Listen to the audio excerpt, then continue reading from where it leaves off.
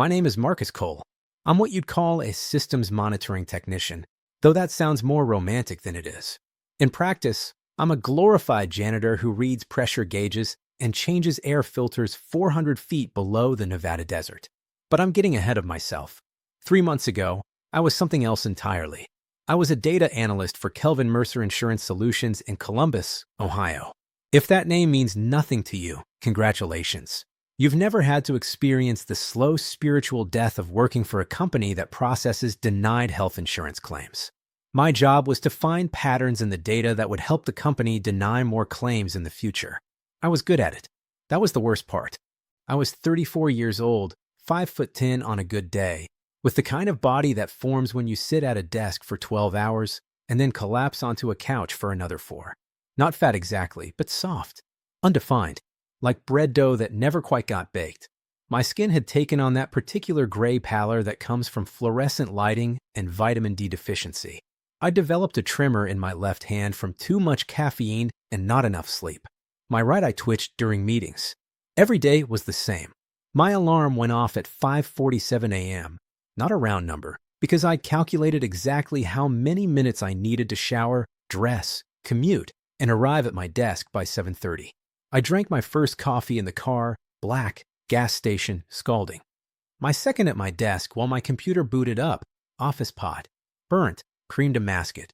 My third during my 10:30 break, which was really just me staring at spreadsheets from a different angle. Lunch was eaten at my desk. Always. A sandwich I'd made the night before, eaten in 6 minutes while I answered emails. I told myself it was efficiency. Really, I just didn't want to go to the break room and make small talk with people who looked as dead inside as I felt. I lived alone in an apartment I could technically afford but couldn't really enjoy. The walls were white. The furniture was gray. I had a dead plant on the windowsill that I kept forgetting to throw away. My refrigerator contained beer, expired yogurt, and condiments for foods I never made. The breaking point came on a Tuesday, March 14th. I remember the date because I'd been reviewing a claim for a woman named Margaret Delacroix. She was 63 years old, stage 3 breast cancer. Her treatment plan would have cost the company approximately $340,000 over 18 months. My algorithm had flagged her claim because of a minor discrepancy in her medical history. She'd failed to disclose a benign cyst removed from her left breast in 1987. My job was to recommend denial. I stared at that screen for 45 minutes. I read through Margaret Delacroix's file. I saw the letters from her doctors, the test results, the prognosis with treatment versus without. I saw a photograph she'd attached to her appeal, her with her grandchildren at what looked like a birthday party. She was smiling. She had no idea some gray-faced algorithm monkey in Columbus was about to determine whether she lived or died based on a clerical oversight from before some of her grandchildren were born. I filed the recommendation. I clicked submit. And then I walked to the men's room, locked myself in a stall, and had what I can only describe as a complete psychological breakdown. I didn't cry. I didn't scream. I just sat there on that toilet, fully clothed, staring at the graffiti on the back of the stall door. Someone had written Derek Eats Boots in permanent marker, and I never found out what that meant. And I felt something fundamental break inside me, like a bone I didn't know I had, snapping cleanly in two. I went home that day. I didn't tell anyone. I just closed my laptop, walked to my car, and drove to my apartment. I sat on my gray couch and stared at the wall until it got dark. Then I opened my laptop and started searching for jobs. Not normal jobs. I couldn't do normal anymore. I searched for things like remote work isolated and jobs with no people and positions in the middle of nowhere. I scrolled through Forest Service listings, lighthouse keeper positions that didn't exist anymore, Antarctic research stations that required PhDs I didn't have. And then I found the listing. Systems Monitoring Technician, Remote Facility. Contractor, Hadwell Pierce Consolidated Services. Location, Classified, Nevada Region. Duration, 12-month minimum contract. Salary, $127,000 per year, plus housing, meals, all expenses. Requirements, technical aptitude, ability to work in isolated conditions, psychological stability, willingness to follow strict operational protocols without question. Note, this position involves extended periods underground. Claustrophobic individuals need not apply. That last line should have been a red flag. So should the phrase follow strict operational protocols without question. But I was in no state to notice red flags. I was in a state where the idea of being underground, away from insurance claims and fluorescent lights and break room small talk, sounded like salvation. I applied that night. They responded within hours. The interview process was strange. A phone call with a woman who only identified herself as Ms. Chun from Hadwell Pierce HR. She asked me questions that seemed unrelated to any job I'd ever heard of. Had I ever experienced sleep paralysis? Did I have a history of sleepwalking? How did I respond to confined spaces? Had anyone in my immediate family experienced auditory or visual hallucinations? I answered honestly, no, fine, and my grandmother saw things toward the end, but she had dementia. 2 days later, I received a package by courier. Inside was a contract, 47 pages, mostly liability waivers and NDAs, a bus ticket to Reno, and a handwritten note on plain white paper. Welcome to Site Echo 7. You'll do fine if you follow the rules. There was no signature. I should have thrown it away. Instead, I signed the contract, quit my job via email, which HR informed me was unprofessional, and gave my landlord 30 days notice. I sold most of my furniture. The new tenant could have the dead plant. The bus ride to Reno took 31 hours. I didn't talk to anyone. When I arrived, a man in a gray pickup truck was waiting for me outside the station. He didn't introduce himself. He just looked at a photograph, then at me, then nodded at the passenger door. Cool, that's me. Get in. It's a drive. It was a drive. For hours into the desert on roads that stopped having names, then stopped having pavement, then stopped being roads in any meaningful sense. Just tire tracks in hard-packed dirt, winding between rock formations that looked like melted candles in the late afternoon sun. We passed through 2 checkpoints, chain-link fences topped with barbed wire, manned by men who didn't wear uniforms but carried themselves like military. They checked our IDs with handheld scanners that beeped green. My driver didn't speak. I asked questions for the first hour. Where exactly is the facility? What will I be doing? How long have you worked here? He answered none of them. Eventually, I stopped asking and watched the desert scroll by, red and orange and brown, beautiful in a way that felt hostile. We arrived at sunset.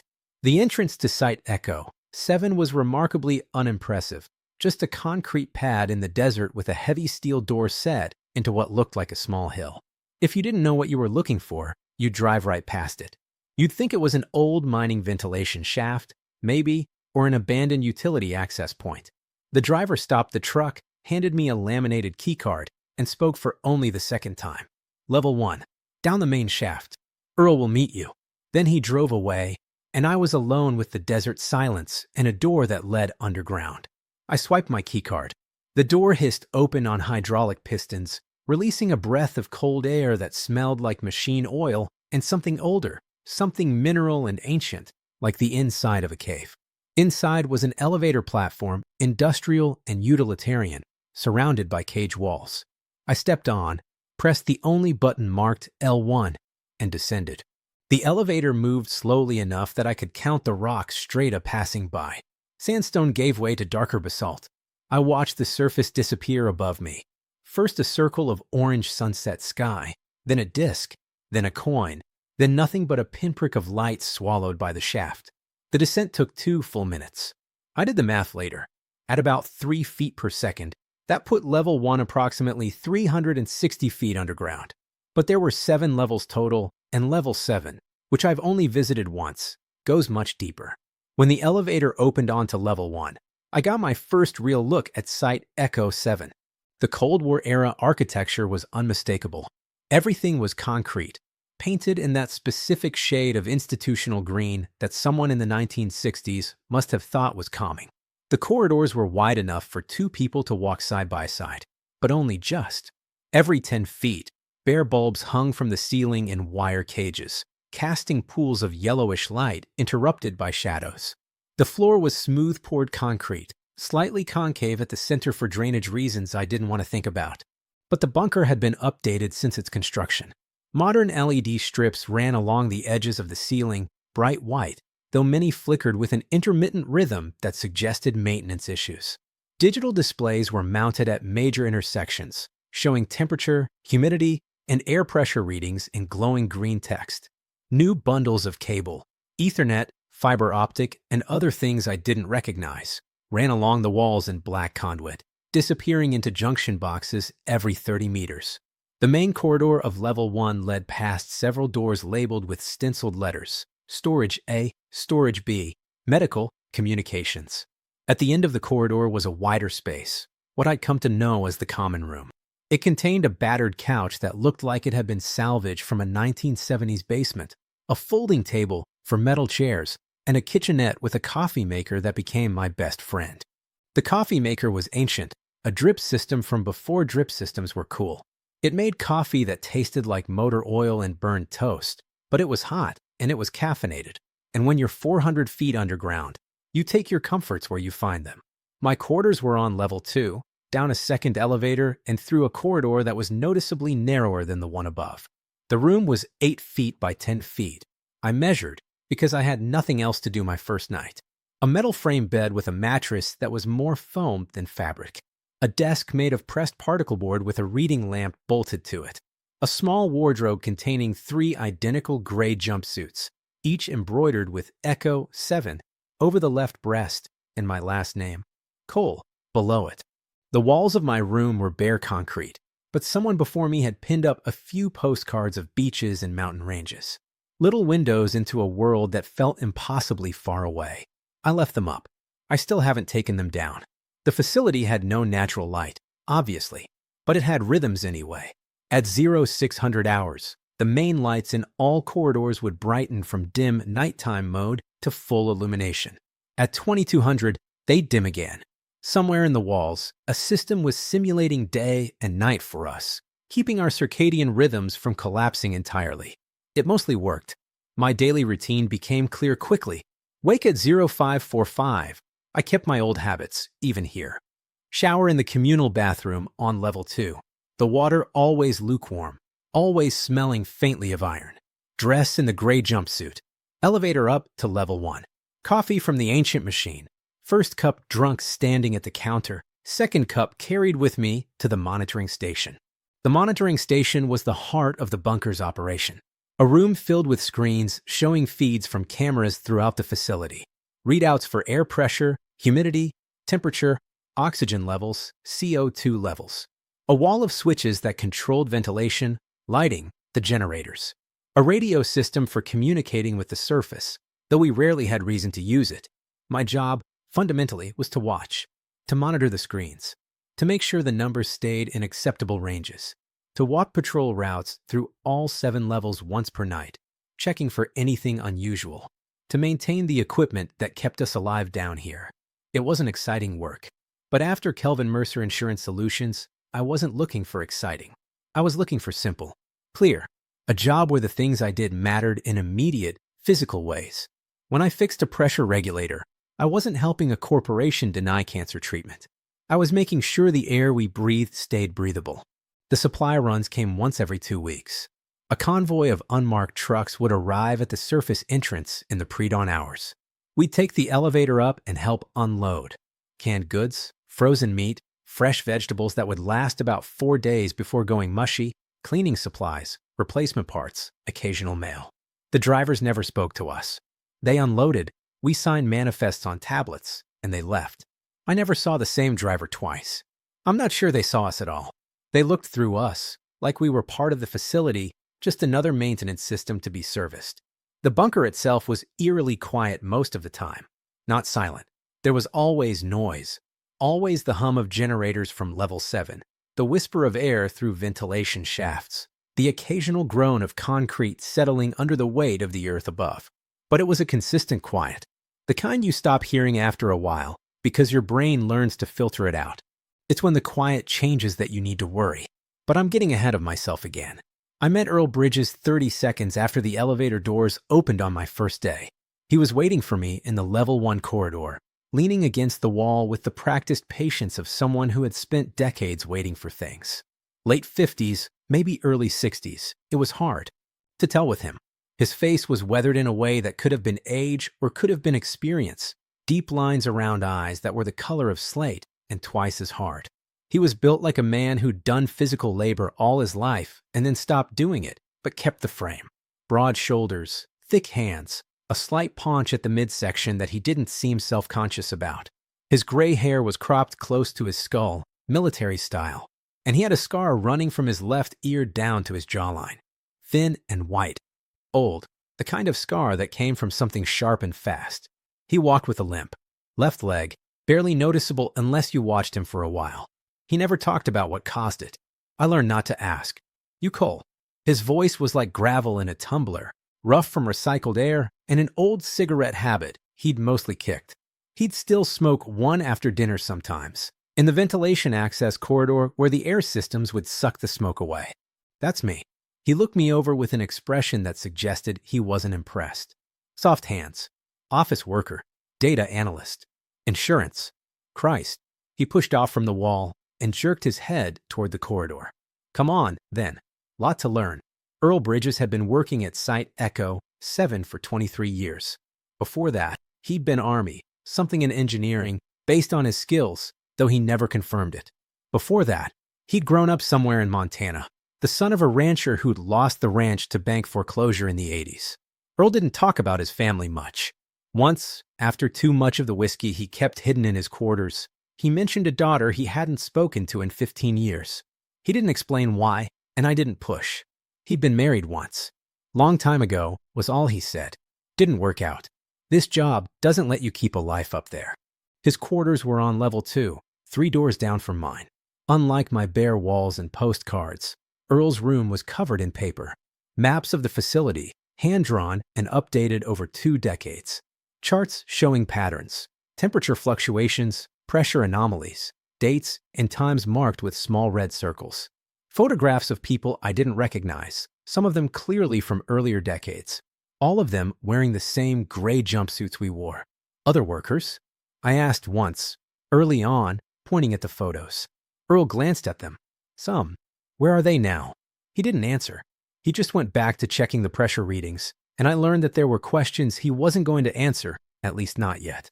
Earl's speech pattern was distinctive, short sentences, dropped words, a rhythm that suggested he was always editing himself in real time, cutting out anything that wasn't essential. He called me kid or rookie interchangeably, even though I was 34 and hadn't been a rookie at anything in years. You eat yet? He asked on my first night, after walking me through the monitoring station. Not hungry. Eat anyway. Body needs fuel. Won't tell you it's hungry until you're already shaking. That was Earl. Practical. Direct. Caring in a way that looked like gruffness unless you paid attention. He made me a plate from the common room stores. Canned beef stew, heated in the microwave, served with stale crackers, and an apple that had seen better days. He sat across from me while I ate, not eating himself, just watching. How long you planning to stay? He asked. Contracts for 12 months. That's what they all say. He scratched at his jaw, at the scar. Most don't last 3. Why not? He was quiet for a long moment. Then he stood up, carried his coffee cup to the sink, and spoke without turning around. You'll find out. Just pay attention. Do what I tell you. Don't go thinking you know better. That night, lying in my narrow bed on level 2, I stared at the concrete ceiling and listened to the hum of the generators far below. The sound was almost peaceful, almost like ocean waves, if you didn't think about it too hard. I thought about Earl's words.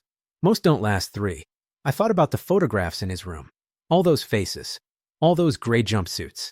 I thought about the question I'd asked and the question he hadn't answered. Where are they now? Over the next few weeks, I learned bits and pieces about Site Echo 7. Some from Earl, some from the logs and documents I found scattered throughout the facility. Maintenance records, operational bulletins, personal journals left behind by previous workers. Some from the orientation manual that had been waiting in my quarters, a thick binder with a faded cover that read, Hadwell Pierce Consolidated Services. Site Echo 7 Operational Handbook. Revision 14. Classified internal use only. The bunker was built in 1962, at the height of Cold War paranoia. Its original purpose was standard enough, a continuity of government facility, designed to shelter important officials in the event of nuclear war. It could house up to 200 people for up to 5 years, fully self-sufficient, with its own water recycling, food stores, and generators. But it was never used for that. The nukes never fell, and by 1985, the facility had been officially decommissioned. Officially. The reality was more complicated. According to the logs I pieced together, Site Echo 7 was reactivated in 1987 by Hadwell Pierce, a government contractor that officially provided logistical services to federal agencies. What that actually meant, nobody would tell me directly. But the work orders and incident reports told a different story. Something was discovered at Echo 7 during decommissioning. Something in the lower levels, in the natural cave system that the bunker's architects had integrated into the design. The logs from 87 were heavily redacted, pages torn out or blacked out with marker, but what remained was enough to make my stomach clench. Incident 87-001, First Contact. Subject emerged from geological feature on level 6. 2 casualties. Containment successful. Incident 87-003, Repeat emergence. Subjects displaying new behavioral patterns. Recommend sealing level 7 access permanently. Incident 87-004, Sealing unsuccessful. Subjects adapting. Recommend revision of operational protocols. There was no incident 87-002 in the logs. Whatever happened then, someone had removed every trace of it. Earl filled in some of the gaps, though he rationed information carefully, like he was afraid of overwhelming me. Place wasn't built to keep people safe from nukes, he told me one night, about 3 weeks in. It was built over something. Didn't know it at the time, but the caves go deep, deeper than they mapped. And there's things down there that don't like being disturbed. What kind of things? He took a long drink of his coffee. You'll learn. The rules will teach you. The rules. Everyone talked about the rules. The orientation manual had a section on operational protocols, but it was clinical, vague, bureaucratic. Don't enter certain areas without authorization. Maintain radio contact during patrols. Report anomalies immediately. The real rules, the ones that mattered, weren't in any manual. They were passed down, worker to worker, survivor to survivor. On my 21st day at Site Echo 7, Earl handed me a laminated card.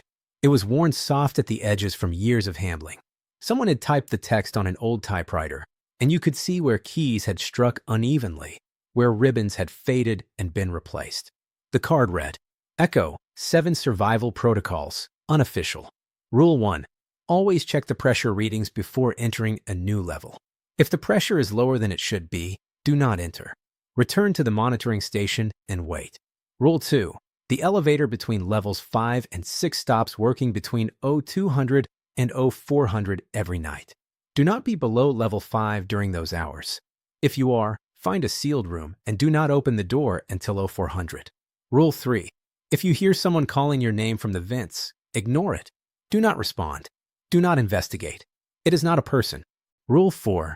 Level 7 is accessible only for essential maintenance. Never go alone. Never stay more than 15 minutes.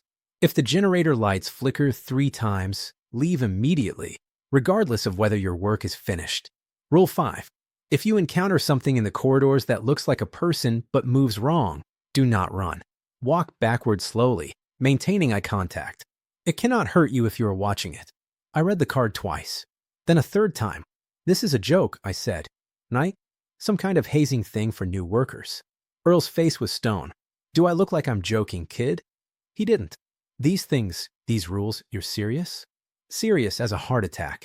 He reached out and tapped the laminated card with one thick finger. Every person who didn't make it broke a rule. Every single one. Not on purpose, usually. They forgot. Got careless. Thought they knew better. I looked at the photographs on his wall. All those faces. The people in those pictures. Good people, Earl said quietly. Smart people. Strong people. Dead people. He pushed back from the table and stood, his bad leg catching for just a moment before he steadied himself. Get some sleep, rookie. Tomorrow I start teaching you what those rules actually mean. He left me alone in the common room, holding the laminated card like it was made of glass. The generators hummed in the distance. The lights flickered once, just once, and then steadied. I looked at Rule 4 on the card. If the generator lights flicker 3 times. That night, I didn't sleep well. Rule 1. The pressure doesn't lie. Earl taught me the first rule on a Tuesday morning. Though down here, days of the week are just numbers on a calendar. We don't have weekends. We don't have holidays. We have shifts and rotations and the endless hum of machinery keeping us alive. Every level has its own atmospheric system, he explained, walking me through the monitoring station. He pointed at a bank of gauges, old analog dials with needles that trembled slightly with each reading. Pressure, temperature, oxygen content. The computers track it all, but the computers can be wrong. The gauges don't lie. I looked at the readings. Level 1 through 5 showed normal ranges, around 14.7 psi, standard atmospheric pressure, give or take a tenth. Level 6 was slightly lower, 14.5, which Earl said was normal for the deeper sections. Level 7's gauge was partially obscured by a piece of duct tape with "Do Not Trust" written on it in faded marker. Why don't we trust Level 7's reading? Because Level 7 doesn't play by our rules, Earl said, and that was all the explanation I got that day. The importance of Rule 1 became clear 3 weeks into my training. I was doing my first solo patrol of the upper levels, a simple route, just levels 1 through 4, checking door seals and looking for anything unusual. Earl was monitoring from the station, keeping an eye on me through the cameras, ready to guide me through the radio clipped to my jumpsuit. I reached the elevator to level 3 and, as instructed, checked the pressure gauge mounted on the wall beside the doors. The needle sat firmly at 14.7. Normal. I pressed the call button and waited. But when the doors opened, something felt wrong. The air that spilled out of the elevator was cold, not the normal chill of the underground. This was different. Wet. Heavy. It pressed against my skin like damp cloth, and there was a smell underneath it. Something organic. Something that reminded me of the time I'd found a dead raccoon in my grandmother's crawl space as a kid. Sweet and rotten and wrong. I hesitated at the threshold. Earl. I spoke into the radio. Something's off with level 3. Static. Then his voice, tight with sudden alertness. What's the pressure reading? I looked at the gauge beside the elevator. Still 14.7. Normal. But it doesn't feel. Check the gauge inside the elevator, rookie. On the panel. I leaned in, keeping 1 foot in the level 2 corridor. Inside the elevator, a smaller gauge was mounted near the control buttons. The needle was pressed all the way to the left. 12.1 psi. Earl, it's reading 12.1 inside the car. Get back. Now, don't get in that elevator. I stepped back so fast I nearly tripped over my own feet. The elevator doors stayed open, that cold, wet air continuing to flow out like breath from a sick lung. I backed up further, putting distance between myself and that wrongness. What's happening? What does that mean? Means something's in the shaft. Earl's voice was calm, but the kind of calm that takes effort. The pressure drop means air is being displaced. Something big is in there with the car, taking up space, pushing the atmosphere out. Something big. Don't think about it. Just get back to the monitoring station. Use the stairs. Now. I ran. I'm not ashamed to admit it. I ran through the corridors of level 2, found the emergency stairwell, and climbed back to level 1 with my heart hammering against my ribs. When I burst into the monitoring station, Earl was standing at the console, watching a screen that showed the elevator shaft camera. The image was grainy, green tinged from night vision. The elevator car was visible, sitting at level 3 as I'd left it. And wrapped around it, filling the shaft above and below, was something that my brain refused to process correctly. It looked like roots, or tentacles, or intestines. Massive, glistening coils of something organic, pressing against the concrete walls of the shaft, pulsing slightly as if breathing. The elevator car was nestled among them like an egg in a nest. What is that? Earl reached over and switched the screen off. The image disappeared, replaced by static. You don't need to know what it is, he said. You just need to know the pressure doesn't lie. If the reading is wrong, you don't go in. You don't investigate. You report it, and you wait. Wait for what? For them to leave. He handed me a cup of coffee. His hands were steady. Mine were not. They come up through the lower levels sometimes. Squeeze through spaces that shouldn't fit them. They're looking for something. Food, maybe, or just curious. Hard to say, but they don't like the pressure up here. Too high for them, so they don't stay long. How long? Few hours. Sometimes a day. He took a sip of his own coffee, watching me with those slate gray eyes. That's why we have backup routes to every level. Stairs, maintenance shafts, emergency ladders. You learn them all. Because when the elevator isn't safe, you still need to do your job. I looked at the blank screen where that image had been. I could still see it when I closed my eyes. Those pulsing coils. That organic mass filling the shaft like meat stuffed into a casing. How often does this happen? Earl shrugged. Once a month, maybe. Sometimes more. Sometimes less. Depends on the season. The season? We're underground. There are no seasons. Not for us. He set down his cup. For them, it's different. They have cycles. Patterns. You'll learn to read them, eventually. The pressure changes before they move. Always. That's why Rule 1 is first. It's the early warning system. It's what keeps you alive long enough to learn the other rules. I didn't sleep that night. I lay in my bunk, staring at the concrete ceiling, thinking about what could possibly be large enough to fill an elevator shaft. What could survive at those depths? What could move through solid rock and man-made structures like they were nothing? The next morning, I checked the pressure readings obsessively. I've never stopped. Rule 2, the dead hours.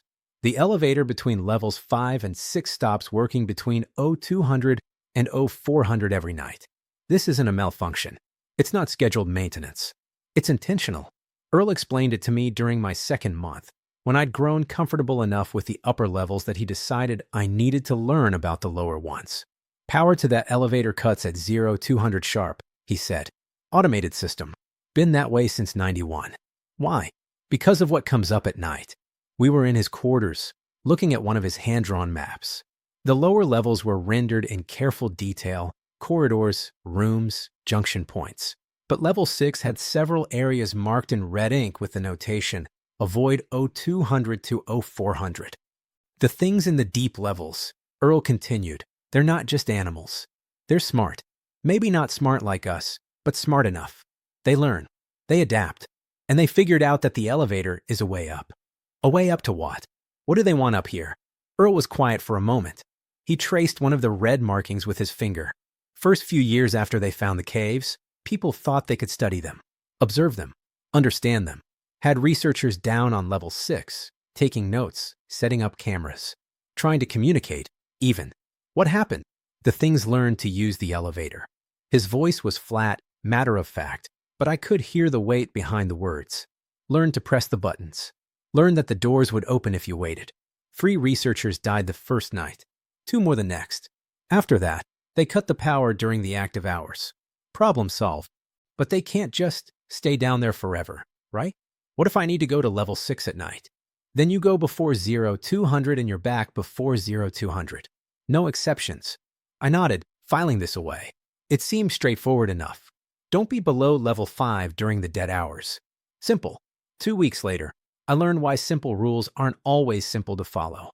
I was on level 6, replacing a faulty sensor in one of the environmental control rooms. Routine maintenance. I checked my watch when I started, 0023. Plenty of time. The work should have taken 40 minutes, tops. But the sensor housing was corroded worse than expected. Bolts that should have turned freely were fused in place. I had to go back to the supply room for penetrating oil, then wait for it to work, then fight with a wrench that didn't want to grip properly. At 0147, I finally got the old sensor out. At 0158, I had the new one installed and was running diagnostics. At 0201, the lights flickered, and I realized I had made a terrible mistake. I grabbed my radio. Earl, I'm still on level 6. Static. Then his voice. And this time there was no calm in it at all. Why the hell are you still down there? Maintenance took longer than expected. The sensor housing was. I don't care about the sensor. Listen to me carefully. His words were clipped, urgent. There's a sealed room 30 meters down the corridor from you. Storage room 6C. The door has a manual lock. Get there now. Lock yourself in. Do not open that door until 0400, no matter what you hear. Do you understand? I understand. Then move. I moved. The corridor of level 6 was darker than usual. The lights had dimmed when the elevator power cut, dropping to emergency levels. Every shadow seemed deeper. Every corner seemed to hide something. My footsteps echoed off the concrete walls, impossibly loud in the sudden quiet. I found storage room 6C. Heavy steel door, manual deadbolt, no window. I pulled it open, slipped inside, and threw the bolt home just as I heard something in the corridor behind me. Footsteps. But wrong. Human footsteps have a rhythm. Left, right, steady and predictable. These footsteps didn't have rhythm. They were scattered, irregular, like someone walking on too many legs trying to imitate the pattern of 2. Click, click, thud. scrape, click, click, click, thud. I pressed my back against the far wall of the storage room, barely breathing. The footsteps stopped outside the door. For a long moment, there was silence. Then something pressed against the door from the other side. Not a knock, not a push, just pressure, like something was leaning against it, testing it. I heard breathing, wet, labored breathing, like lungs that weren't designed for air struggling to process it anyway. In, out, in, out. Each exhale was accompanied by a faint whistle, as if air was escaping from holes that shouldn't exist. Then a voice. Maintenance complete? It was my voice. My exact voice, down to the slight rasp I'd developed from the recycled air. But it was coming from the other side of the door. Maintenance complete? It asked again. Returning to station now. Earl, do you copy? I clamped my hand over my mouth to keep from making any sound. For the next 2 hours, the thing outside the door spoke in my voice. It said things I had said, phrases from radio calls, comments I'd made to Earl, even a joke I'd told about the coffee maker. It strung them together in patterns that almost made sense, but didn't quite, like someone learning a language by copying sounds without understanding meaning. Sometimes it would go quiet for minutes at a time. Then the pressure on the door would return, and it would start speaking again. At 0347, it said something that made my blood freeze. Marcus, my first name, said in Earl's voice this time. Marcus, it's safe. You can come out now. Elevator's working. Come up to level 1. I checked my watch. 0347, not 0400. I didn't respond. I didn't move. Marcus, still Earl's voice, but there was something wrong with the cadence. Too flat, too even. Open the door, son. Time to go. I stayed silent. My heart was beating so loud, I was sure the thing could hear it through the steel. At 0359, the pressure on the door suddenly released. The footsteps returned. Click, click, thud, scrape, click, click, click, and receded down the corridor. I heard the stairwell door bang open. Then silence. I waited until 0415 before I opened the door. The corridor was empty, but on the floor outside storage room 6C, I found tracks in the thin layer of dust. They looked almost like footprints. Almost. But there were too many of them, overlapping, going in directions that didn't make sense. And mixed among them were drag marks. Long, parallel grooves, like something heavy being pulled along. I ran for the elevator. It was working again, right on schedule. When I got back to level 1, Earl was waiting. He looked at me, looked at my face, and nodded slowly. You heard them. It had my voice. It had your voice. They're mimics. He handed me a cup of coffee, and I noticed his hands were shaking slightly. They learned sounds. Voices. They used them to lure people out. There was a guy here in 94, name was Patterson. Heard his dead wife calling to him from the corridor. Opened the door. He didn't finish the sentence. He didn't need to. Rule 2, I said. Don't be below level 5 during the dead hours. And if you are, Earl added, find a sealed room and don't open the door. No matter what you hear. No matter who it sounds like. I've been at Echo 7 for 3 months now. I've never been on level 6 past 0130. I check my watch constantly when I'm in the lower levels. I've memorized the location of every sealed room in the facility. Some nights, when I'm trying to sleep, I still hear that voice. My voice, coming from the other side of a steel door. Maintenance complete? Rule 3, the voices in the vents. The ventilation system at Site Echo 7 is a marvel of engineering. It has to be. For 100 feet underground, with no natural air circulation, the only thing keeping us breathing is an interconnected network of shafts, fans, filters, and regulators that spans all 7 levels. The main vents are large enough to crawl through. I know this because part of my job is inspecting them monthly for damage or blockages. They're made of corrugated metal, cold to the touch, and they carry sound in strange ways. Sometimes I'll be in my quarters on level 2 and hear Earl cough from the monitoring station on level 1, the sound traveling through the ductwork like a whisper through a pipe. It took me a while to learn the difference between normal vent sounds and the other kind. The other kind started about 6 weeks into my assignment. I was lying in bed, not quite asleep, when I heard my name. Marcus. It was faint, coming from the vent above my bed. I sat up and listened. Marcus. Clearer this time. A woman's voice. Familiar, but I couldn't place it. I got up and moved closer to the vent, trying to hear better. Marcus, can you hear me? I need help. Please. And then I realized why the voice was familiar. It was my mother's voice. My mother, who lived in a nursing home in Cleveland. My mother, who had no idea where I was or what I was doing. My mother, who couldn't possibly be in the ventilation system of a classified underground bunker in Nevada. I stepped back from the vent. My radio crackled. Marcus, Earl's voice, real this time, from the speaker. Step away from the vent. Don't respond to it. I grabbed the radio. Earl, I hear. I know what you hear. The whole facility can hear it when they do this. Just don't respond. Don't talk to it. Come up to the monitoring station. I got dressed and went. In the monitoring station, Earl had audio equipment set up, recording devices hooked into the vent system's main junction.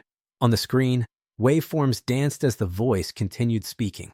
Marcus, please. I'm so cold down here. So scared. Why won't you help me? It's been using her voice for 10 minutes, Earl said quietly. Before that, it was using a voice I didn't recognize. Before that, it was using mine. I stared at the waveforms. How does it know my mother's voice? How does it know who she is? Nobody knows for sure. Earl adjusted a dial on the recording equipment. Best theory is that they pick up on our thoughts somehow. Our memories. The things we care about. Then they use those things against us. The things in the vents. He pulled up a camera feed showing one of the main ventilation shafts. It was dark, but I could see something moving deep in the ductwork. Something that didn't match any animal I'd ever seen. They're small. Mostly, they can squeeze through gaps that should be too narrow. And they're drawn to emotion. Fear, love, grief.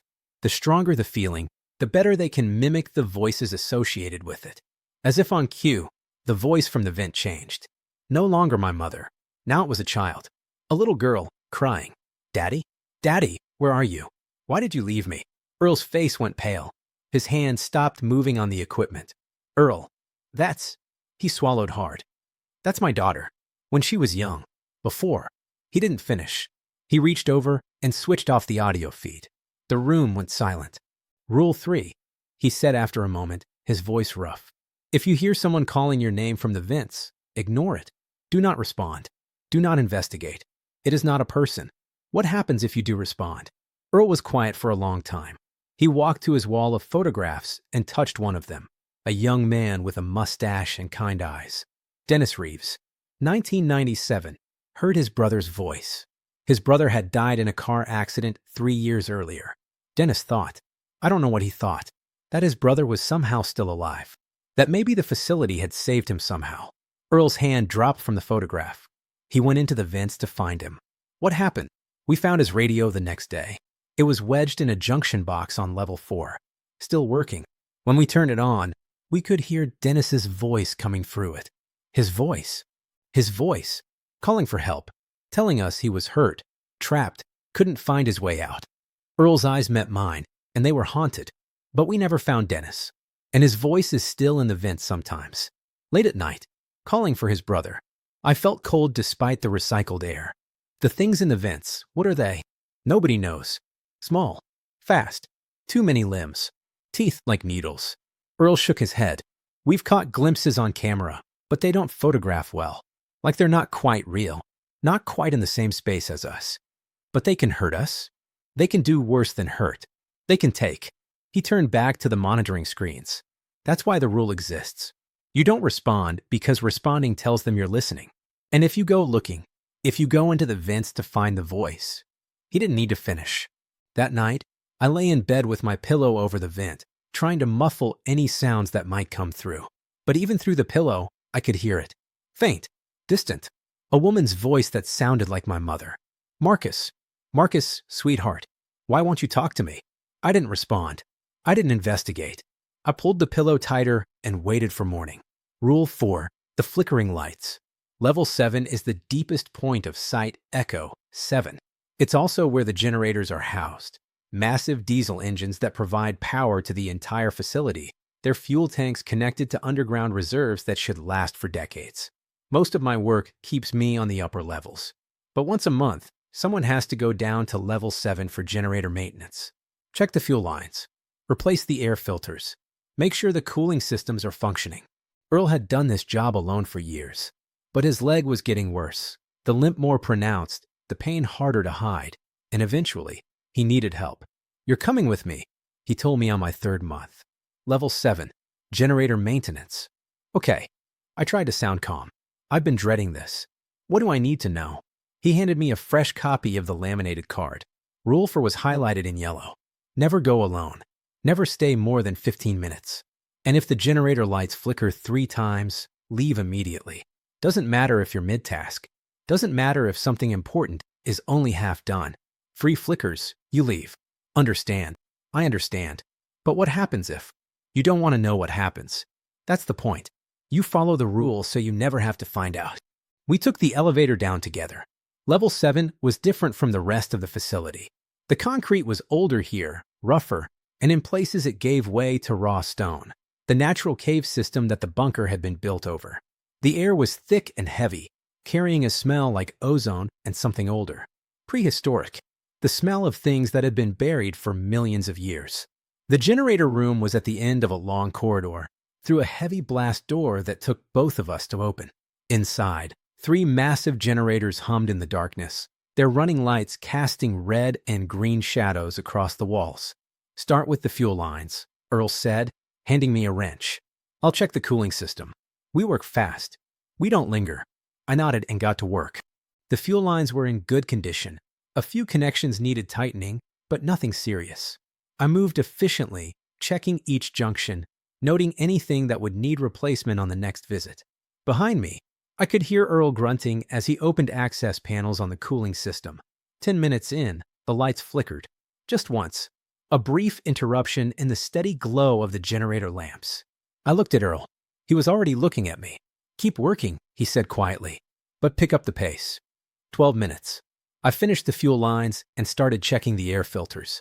They were clogged with dust and something else, a fine black particulate that I didn't recognize. I pulled them out and started installing replacements. The lights flickered again, twice now. The room seemed darker somehow, even though the generators were still running. The shadows in the corners had grown deeper. The hum of the machine seemed louder, more insistent. Earl, maybe we should. Almost done. His voice was tight. 1 more minute. I forced myself to focus on the air filters. My hands were trembling slightly. The black particulate was getting on my fingers, leaving stains that wouldn't wipe off. 14 minutes. I snapped the last filter into place and stood up. Done. Let's go. Earl was closing his access panel. Right behind you. And then the lights flickered a 3rd time. This time, they didn't come back on right away. The generator room was plunged into darkness. Not complete darkness, because the machinery still had running lights, but dark enough that I couldn't see more than a few feet in any direction. Earl, move. His voice was barely a whisper. The door. Now. I moved. We both did, stumbling through the darkness toward where we remembered the blast door being. My hand found cold metal, the door frame. I pushed, and the door swung open, and we were in the corridor. The lights came back on. I spun around, looking back into the generator room. Something was in there with us.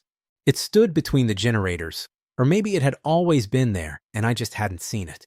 It was tall, too tall for the space, its head bent at an angle to fit beneath the ceiling. Its body was wrong. Human-shaped? Almost, but the proportions were all off. Arms too long, legs that bent backward at the knee, skin that was gray and glistening like wet clay. But the face was the worst part. It had a face, a human face, features that were almost recognizable. Eyes, nose, mouth, but arranged incorrectly, like someone had described a face to a creature that had never seen one. It was looking at us. Its eyes, too wide, too far apart, were fixed on the doorway where we stood. Close the door, Earl breathed. I grabbed the handle and pulled. The blast door swung shut with a thunderous clang, sealing the generator room behind us. For a moment, there was silence. Then something hit the door from the other side. Not hard, almost gentle. Testing. We didn't wait to see what would happen next. We ran for the elevator, Earl's bad legs screaming in protest, and we didn't stop until we were on level 1 with half a facility between us and whatever that thing was. In the monitoring station, Earl collapsed into a chair. His face was gray. Sweat was pouring down his temples. That was too close, he managed. What was that thing? Where did it come from? The caves. He closed his eyes. There's a breach. Somewhere on level 7. A place where the bunker connects to wherever they come from. The engineers sealed it years ago. Concrete, steel, everything they had. But it doesn't always hold. Sometimes things get through. And the lights. Early warning. Best we've got. He opened his eyes and looked at me. The generator systems are connected to something down there. Sensors, maybe. Or something else. When the lights flicker 3 times, it means something's coming through the breach. You have seconds, maybe less. I thought about the thing I'd seen. That wrong face. Those backward legs. Has anyone ever not made it out in time? Earl was quiet for a long moment. Then he pointed at the wall of photographs. Carlos Martinez. 2003. He was checking the generators alone. Against my advice. He was stubborn. Thought he could handle it. What happened to him? We found his boots. Just his boots. Sitting in front of the generator room door. Perfectly placed, side by side. Like he'd taken them off to go waiting. Never found anything else. Earl shook his head slowly. The thing about level 7, it doesn't follow our rules. It has its own rules. And we don't understand them. We just know the warnings. Free flickers. Get out. I looked at my hands. The black particulate was still staining my fingers. What is this stuff? It was on the air filters. Earl glanced at my hands, and his expression flickered, just for a moment, with something that might have been fear. Wash it off. Now. Don't ask questions. Just wash it off. I washed it off. The stains didn't come out for 3 days. I still don't know what the black particulate was. Some questions, I've learned, are better left unasked. Rule 5, the Watchers. This is the rule that took me longest to understand. It's also the one that saved my life. Rule 5. If you encounter something in the corridors that looks like a person but moves wrong, do not run. Walk backward slowly, maintaining eye contact. It cannot hurt you if you are watching it. The key word is watching, not looking, not glancing. Watching. Focused, continuous, deliberate attention. The moment you look away, even for a second, you're vulnerable. Earl explained it during my 4th month. We were in his quarters, going over updated patrol routes, when he brought out a folder I hadn't seen before. It was old, held together with rubber bands that had lost their elasticity, and the papers inside were yellowed with age. Watchers, he said, spreading the documents across his desk. That's what we call them. Probably not their real name, assuming they have one. The papers were incident reports, handwritten notes, sketches that made my skin crawl. Images of humanoid figures with limbs bent at wrong angles. Faces that were almost right, but not quite. Eyes that seemed to track the viewer no matter what angle you looked at the paper from. They're from the caves, Earl continued. Same place as everything else. But they're different from the others. Smarter. More patient. They don't hunt. They wait. Wait for what? For you to stop looking. He told me the history. How the Watchers had been documented since the earliest days of the facility's reactivation. How they would appear in corridors, standing perfectly still, observing. How workers who panicked and ran would be found later, or not found at all. How the ones who survived learned to hold eye contact and back away slowly. They can't move when you're looking at them, Earl said. Or they choose not to, nobody's sure. But the second you turn your back, the second you close your eyes, they close the distance. Fast. Faster than anything should be able to move. What happens if they catch you? Earl didn't answer directly. He just pulled out one of the photographs, a man in a gray jumpsuit, smiling for the camera. Timothy Holt, 2009, good man. Fast runner. He thought he could outrun one. He made it almost 30 feet before it caught him. He put the photograph back. We found pieces of him spread across 40 feet of corridor. Looked like he'd been torn apart by something with a lot of hands. I felt sick. How do you know eye contact works? Because people have survived. I've survived. Earl rolled up his sleeve, revealing a scar on his forearm, for parallel lines, like something with claws had raked across his skin. Ran into one on level 4 back in '08. Turned a corner, and there it was, standing in the middle of the corridor. I froze. It froze. We stared at each other for, I don't know, might have been 5 minutes. Might have been an hour. Time gets strange when you're that scared. What happened? I backed away, step by step. Kept my eyes on it the whole time. It watched me go. When I reached the stairwell door, I fumbled behind me for the handle, opened it without looking away, and stepped through. Then I ran. Haven't seen that particular one since, but there's more than one of them down there. The incident that proved Rule 5 to me happened on a night patrol 6 weeks later. I was on level 4, checking door seals in the eastern corridor. It was 2345, late, but not yet the dead hours. The corridor was quiet except for the usual sounds: generator hum, air circulation, the occasional groan of settling concrete. I rounded a corner and stopped. It was standing in the middle of the corridor, 20 feet away. The thing that looked like a person, that almost looked like a person. It was tall, maybe 6.5 feet, and wore something that might once have been a gray jumpsuit, though it was torn and stained with something dark. Its posture was wrong, tilted to one side, like its spine couldn't quite hold it upright. Its arms hung at odd angles, elbows bending in directions that elbows shouldn't bend. And its face, God, its face. It had eyes. Too many eyes. They were clustered around where a normal person's eyes would be, but they spread outward around the temples, down the cheeks. All of them were open. All of them were looking at me. My first instinct was to run. Every cell in my body screamed at me to turn and sprint for the stairwell. But I remembered the rule. I stopped. I held my ground. I looked directly at the clustered eyes, and I didn't look away. The thing tilted its head. A small movement, almost curious, like it was waiting to see what I would do. I raised my foot and stepped backward. Then another step. Then another. The thing didn't move. It stood perfectly still, watching me watch it. Step, step, step. Each movement deliberate, controlled. I kept my eyes locked on those clustered, unblinking orbs. My hand found the wall behind me, guiding me, but I never looked away from the thing. 15 feet, 20 feet. My back touched the stairwell door. I reached behind me, found the handle, and pushed. The door opened. I stepped through, still facing forward, still watching. The thing remained motionless in the corridor, a silhouette against the fluorescent lights. I let the door close. And then, through the small window in the door, I saw it move. One moment, it was 20 feet away. The next moment, in the time it took me to blink, it was pressed against the glass, those clustered eyes filling the window, mouths, plural. I realized with horror there were multiple mouths scattered across its face, opening and closing silently. But the door was closed. I was watching.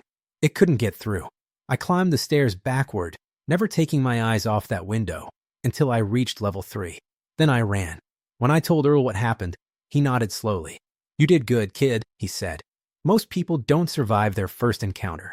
Will it come back? The same one? Maybe. Maybe not. They don't seem to hold grudges. But they don't forget either." He handed me a coffee, and I noticed my hands were still shaking. "The important thing is you remembered the rule. You watched. You survived." I stared into my coffee, watching the surface tremble from my shaking hands. "How many of them are there?" "In the facility?" Earl was quiet for a long moment. "More than there used to be," he finally said. "Every year, there's more." He didn't elaborate. I didn't ask. Some nights, when I'm on patrol, I'll see something in my peripheral vision. A shape at the end of a corridor. A figure standing still in a doorway.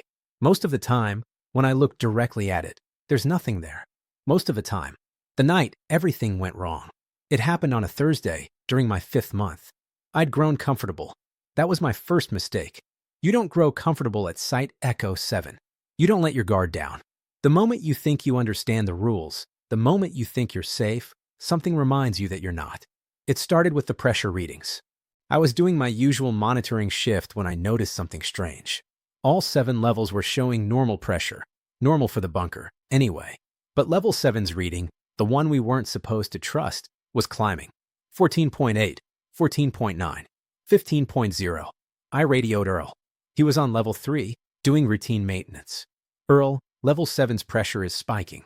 "What does that mean?" "Static." Then his voice, and I could hear confusion in it. "Spiking? That's not supposed to happen. That gauge doesn't work right." "Well, it's working now. Or something's changed." More static. Then, "I'm coming up.